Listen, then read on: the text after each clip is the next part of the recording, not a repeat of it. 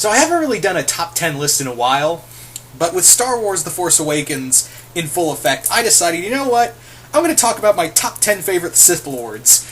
And yes, I know, you guys probably know who the number one is. A majority of you guys already know who's going to be the number one. I've talked about him multiple times and how much I love that character, not just as a Sith Lord, but as a Star Wars character on a whole. But you guys don't really know about the other 9, do you? The other 9 Sith Lords I really do like. So, yeah. As always with these lists, these are just my 10 personal favorite Sith Lords. If you think a character should be higher or lower on the list, that's totally fine. No ill will against you. The whole point of these vids are just for me to talk about my opinion, and that's it. It's just my opinion, and I'm always excited to see what you guys have, because that's the whole thing. I always want to see your top 10 whatevers. So, yeah. Now, the big thing with this list, let me be totally frank here. The big thing with this list with top 10 favorite Sith Lords, that's it. It's Sith Lords. You're not going to see Kylo Ren or Asajj Ventress on this list. Reason being is because they're more considered Dark Jedi. Yeah, the Knights of Ren are not really Sith. Even J.J. Abrams said, yeah, Kylo Ren and the Knights of Ren are not Sith Lords. They're just they're dark side users, but they're not true Sith.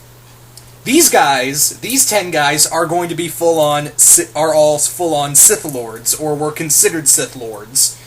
And that's the big thing here. Now, you're probably also wondering, well, are you going to do any other top 10 Star Wars lists? Maybe sometime in the future. The 2 I'm really considering are top 10 Dark Jedi, because I think there's enough Dark Jedi characters I can do that with. Possibly, I might have to think of a few more Dark Jedi that I like. And the other one is top 10 Jedi. Now you're probably wondering, what about top 10 Bounty Hunters? Really? Top 10... Who's going to be number 1 on that list? If you said Boba Fett, congratulations.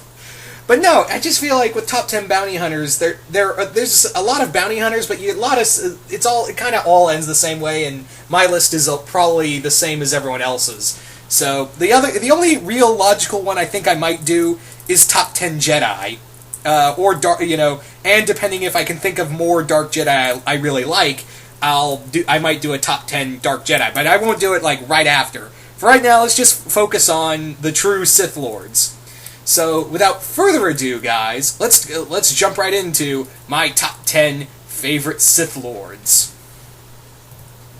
Number 10. Darth Marr. Now, with Darth Marr, you have to understand that even though he's just there to give exposition and whatnot, the dude most people wouldn't really consider him a big importance, but I honestly think he's a great importance to the Sith and to the Sith culture.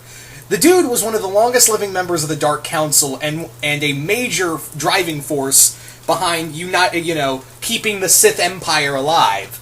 Remember when the Fallen Empire and Revan and even the Spirit of the Emperor were laying siege to the galaxy, all those different threats? Darth Marr had to make it his job to basically unite with the Republic and the Jedi, something no one wanted to do, and basically be like, look, if we don't do this, then we're all going to get fucked. So that was the big thing behind Darth Marr's thought process was, even though, he hated it, he had to, bite the bullet and really be the one to be like, look guys, we don't do this, we're all dead. So like it or not, we're doing this. And that was the thing. He was a general of the Sith army. He really did unite the Sith alongside several members of the Jedi Order. Now, did that make him a good person? Oh, hell no. He was a bad mother effer. But he was a logical thinking Sith. He considered himself, and to many, I think a lot of us can consider him, a patriot to the dark side. This dude was more concerned about preserving the Sith than he was fulfilling a vendetta. That was kind of his thing. And yes, several Sith do think like that, but it was very few and far between, even leading through the rule of 2.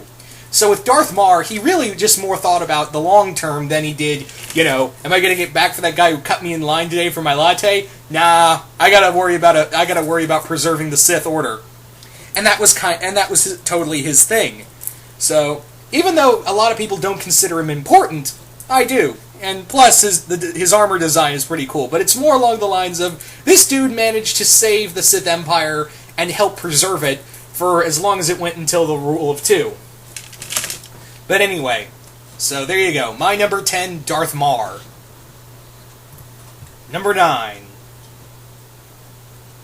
Naga Sadow. Now, with Naga Sadow, you have to understand that he was probably the main reason of why we have such a great rivalry between the Jedi and the Sith. This was a dude who was incredibly powerful. In fact, it was said that his power was so great that he could actually kill a star.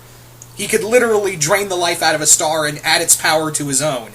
And plus, during the events of the Great Hyperspace War, he's the reason, the Jedi were so close to extinction. Had his opponent, his apprentice, Ludo Kresh, hadn't stabbed him in the back, the Sith may have ruled the galaxy for all eternity. Plus, he was the one who really enveloped himself in the power of the dark side. This was a dude who could really do some damage without a lightsaber. He was very adept in both the dark side and Sith sorcery. This was someone who, had a lot of vision, and he was more or less the most vital piece to the Sith Order, as well as, everything else that followed from then on. I think it's something very important to mention that this was the guy who you could argue set up so much in the Star Wars universe, that he is so vital. And that's kind of the thing of why one of the reasons why I kind of ranked all these Sith the way they did, of how vital they were. But unfortunately, we see so little of Naga Sadow, but his effects are still known. Hell, he had managed to survive as a spirit throughout most of the Old Republic. So Naga Sadow, a major powerhouse through and through, and a driving force behind the Sith. Number 8. Darth Maul. Wait, don't! Hang on, let me explain. Guys. The reason why Darth Maul is kind of low on this list is because, really, he's nothing more than a footnote in the Star Wars universe. Now, yes, you could argue that he plays a major role in the Star Wars extended universe, but that's the thing. We know him best and get all of our knowledge from the extended universe. Phantom Menace? He was just a guy with a cool lightsaber and a cool look. That was all he had going for him. And he got, he got chopped in half and came back in Clone Wars, but still, he was just a guy full of rage. Now, I'll admit, what they did with him in Clone Wars was cool, but literally, the whole point of Maul, when you get down to it, the whole point of Darth Maul was nothing more than to be killed. That was Palpatine's whole plan for him. That whole reason why he took him as an apprentice, as a baby, and took him from Dathomir, was the sole reason to announce to the world, announce to the galaxy and to the Jedi that the Sith had returned. And this is what you're going to be facing now. And that was his whole thing. Palpatine knew Maul was going to die. He sent Maul to Naboo, fight Qui-Gon and Obi-Wan to get killed necessarily. All he was meant to do was say to the galaxy, "We're back, bitches." That was it. That was all he ever, that was all he was ever trained to do. Now, Force-wise, he did have some control over the Force, but it's nothing compared to what, I would say Tyrannus and Vader were capable of. Palpatine was more concerned about training Maul in the ways of lightsaber training. He was more adept in lightsaber combat than Force training. Now, he did have a lot of power over the Force, but the main thing with him was that he was just meant to be a Sith assassin more than anything else. And that's kind of the tragic point, is that Maul was nothing more than to be a blunt instrument. And a lot of the stuff that we really like about him comes from the extended universe, whether it be from novels or comics or the Clone Wars CGI series. Do I still think Maul's a pretty badass character regardless? Yeah. Unfortunately, through and through, the guy's, unfortunately, the guy's a footnote in the history of the Sith. And I mean footnote. But I still like him as a character. Don't mistake just because what I've said, doesn't diminish what he is. He's a pretty badass character. whether it be in Phantom Menace or in the extended universe. But you gotta look at it, that was his whole purpose. Even when, he tried to take over, even when he managed to take over Mandalore with Savage Opress, the dude still didn't really succeed, and, but I do have hopes that maybe Rebels will really do something cool with him, because he's still out there. So, let's see what happens with him there. But make no mistake, I still like Darth Maul. But yeah, remember guys, this is just my list and how I just how I rank him. If you think Maul should be higher or lower on the list, that's totally fine. No ill will against you. This is just me personally of how I like Maul. And trust me, I do like Maul, but there are like 7 other Sith Lords that I've come to enjoy more. Number 7. Exar Kun. Now, with Exar Kun, you may argue that he's a Dark Jedi, and they've confirmed, this dude was a full-on Sith Lord.